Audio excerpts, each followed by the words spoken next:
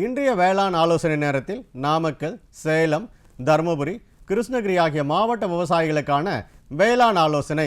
கரும்பு பயிரில் நுண்ணூட்டச்சத்து பற்றாக்குறையை நீக்கி மகசூலை அதிகரிக்க கரும்பு பூஸ்டர் ஏக்கருக்கு 1 கிலோ என்ற அளவில் நட்ட 45 நாட்கள் கழித்தும், 1.5 கிலோ என்ற அளவில் 60 நாட்கள் கழித்தும், 2 கிலோ என்ற அளவில் 75 நாட்கள் கழித்தும் 200 லிட்டர் தண்ணீரில் ஒட்டும் திரவத்துடன் கலந்து இலை வழியாக தெளிக்க வேண்டும். தென்னை சாகுபடி செய்துள்ள விவசாயிகள் கவனத்திற்கு தற்போது நிலவி வரும் தட்பவெப்ப சூழ்நிலையில் மொட்டு அழுகல் நோய் இளம் கன்றுகளில் தென்படுகிறது.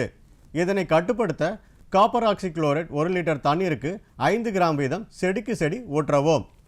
தற்போது நிலவி வரும் தட்பவெப்ப சூழ்நிலையில் மரவழியில் செம்பேன் தாக்குதல் தென்படுகிறது. இதனை கட்டுப்படுத்த இலைவழி தெளிப்பாக 1 லிட்டர் தண்ணீரில் புரோபார்கிட் என்ற ரசாயன பூச்சிக்கொல்லி மருந்தை 1 லிட்டர் தண்ணீருக்கு 1.5 மில்லி வீதமும் ஒட்டும் திரவம் 1 மில்லி கலந்து தெளிக்கவும். காற்றின் வேகம் தொடர்ந்து அதிகமாக காணப்படுவதால் தீவனம் வீணடிக்கப்படாமல் பாதுகாத்து கொள்ளும் வியூகங்களில் பண்ணையாளர்கள் ஈடுபட வேண்டும். இன்னும் 2 மாதங்களுக்கு காற்றின் வேகம் அதிகமாக இருக்கும். நிலவும் தீவன விரயத்தை தடுக்க தீவனத்தில் சிறிய அளவு தாவர எண்ணெயை சேர்க்கலாம். இதனால் மதிப்புள்ள வைட்டமின் போன்றவை காற்றில் பறந்து செல்வதை தடுக்க முடியும்.